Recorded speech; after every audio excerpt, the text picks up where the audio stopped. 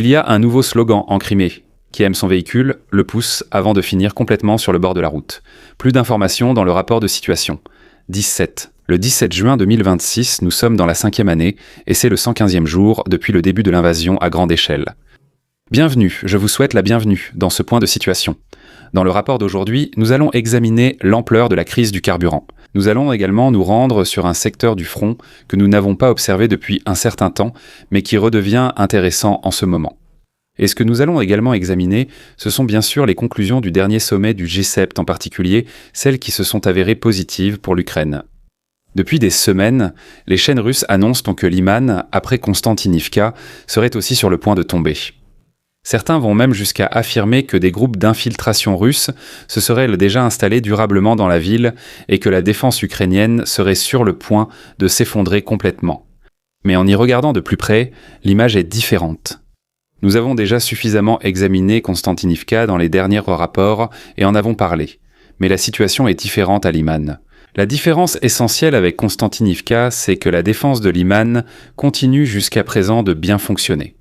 Les Russes essaient régulièrement de pénétrer dans la ville avec de petits groupes de reconnaissance et de sabotage, ce qu'on peut aussi remarquer à certaines observations de drapeaux filmés à la hâte, mais ils n'ont pas encore réussi à s'y installer durablement.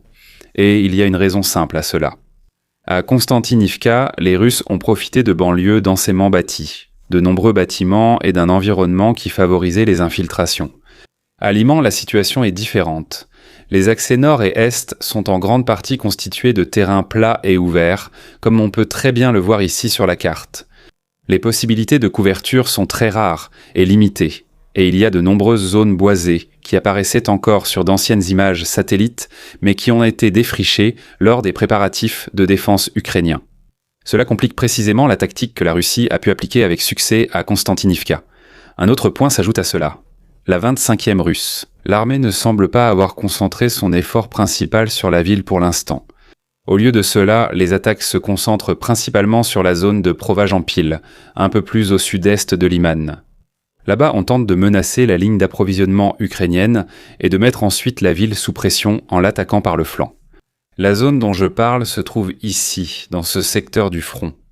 On observe donc un comportement similaire à celui de Bakhmout. Cela indique que même la direction russe ne s'attend pas à pouvoir prendre Liman à court terme par des infiltrations, mais plutôt à long terme par une attaque de flanc et la pression qui en résulte. Cela ne veut pas dire que la ville est hors de danger. Je ne cherche pas à minimiser ou à rassurer qui que ce soit. Les combats continuent et la Russie exerce une pression constante, jour après jour. Mais il y a une différence considérable entre être sous pression et être sur le point de tomber. C'est précisément pour cette raison qu'il ne faut pas confondre ou assimiler Liman à Konstantinivka en ce moment. Les Russes essaient certes d'appliquer des méthodes similaires, mais ils se heurtent à un concept de défense ukrainien totalement différent et à des conditions de terrain complètement différentes, qui ne favorisent pas l'infiltration.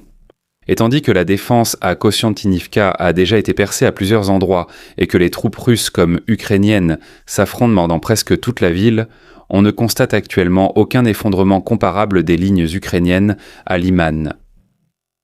Une femme de Krasnodar semble aller de station-service en station-service sans trouver d'essence nulle part. Elle ne comprend pas elle-même ce qui se passe actuellement avec la Russie. Et justement, ce genre de réaction devient de plus en plus fréquent. Pour beaucoup de Russes, la pénurie de carburant était jusqu'à présent quelque chose qui existait ailleurs, mais pas dans leur propre pays, car leur pays faisait partie des plus grands producteurs de carburant au monde. Maintenant, des gens à Krasnodar se retrouvent devant des pompes à essence vide, tandis que des raffineries tombent en panne, que les voies de transport sont perturbées et que de plus en plus de régions limitent dans la vente. Pour cette femme, c'est incompréhensible. Pourtant, pour nous, c'est assez clair d'où cela vient. La Russie a assez de pétrole. Le problème, c'est de transformer ce pétrole en essence et de l'acheminer là où il est nécessaire, sans qu'un drone ukrainien ne fasse exploser le camion-citerne ou la raffinerie d'où il provient. Une moscovite demande désormais publiquement ce qui se passe réellement dans la capitale. Dans aucune station-service, on ne trouve plus d'essence sans octane, les stations Brosneft ont été complètement fermées et personne ne lui explique comment cela a pu arriver. On devrait sans doute lui dire que l'opération militaire spéciale de Poutine se déroule toujours exactement comme prévu.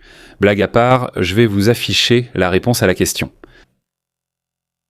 Mais à ce stade, il faut bien sûr être honnête et mentionner aussi que la plupart des Russes achètent du 95 ou du 92 et non de la coûteuse 100 octane.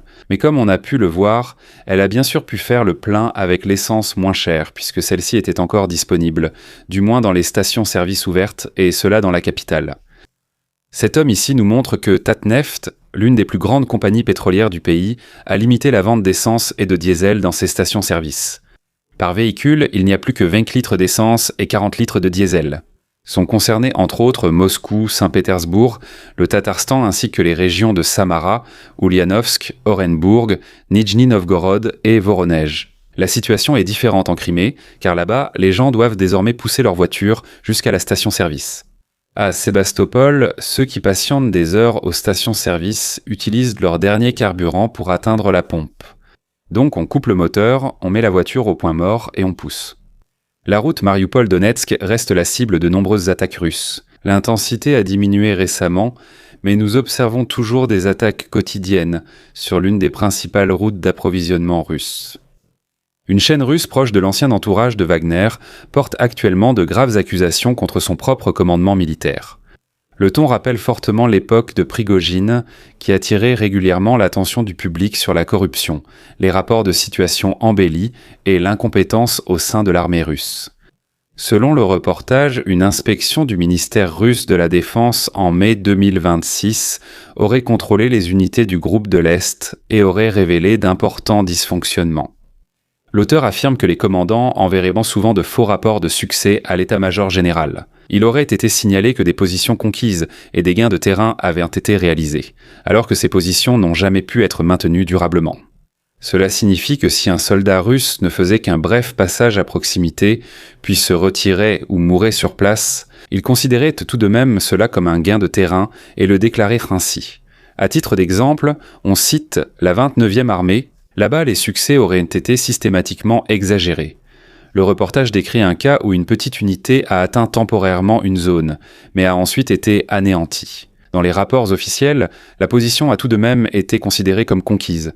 Et oui, avant que certains ne se demandent « mais qu'est-ce que ça change vraiment ?» Eh bien, cela change beaucoup de choses, car ce qu'ils rapportent à la hiérarchie est ensuite communiqué par l'état-major général à d'autres unités. Cela signifie que si une unité voisine, par exemple, signale avoir conquis un carrefour important, l'état-major général le croit et transmet ensuite un ordre à une autre unité. Qu'elle doit attaquer un village en passant par ce carrefour, alors cette unité pense que le carrefour est contrôlé par ses propres forces. Ils y vont, découvrent que ce n'est pas le cas, puis sont détruits par l'unité ukrainienne suivante. Cela s'est produit fréquemment. Cela a donc des répercussions directes, même sur le front et les unités amices. En outre, la corruption, la désertion, l'abus d'alcool et les pillages au sein des différentes unités sont également décrits. Des aides humanitaires et des véhicules sont détournés, du matériel disparaît même et des drones auraient été vendus. L'accusation selon laquelle des soldats morts ne seraient non pas récupérés, mais déclarés disparus pour éviter de verser des indemnités, est très grave. Et c'est exactement ce dont non seulement moi, mais aussi tous les autres journalistes honnêtes informent depuis des mois, surtout en ce qui concerne la question des paiements d'indemnisation.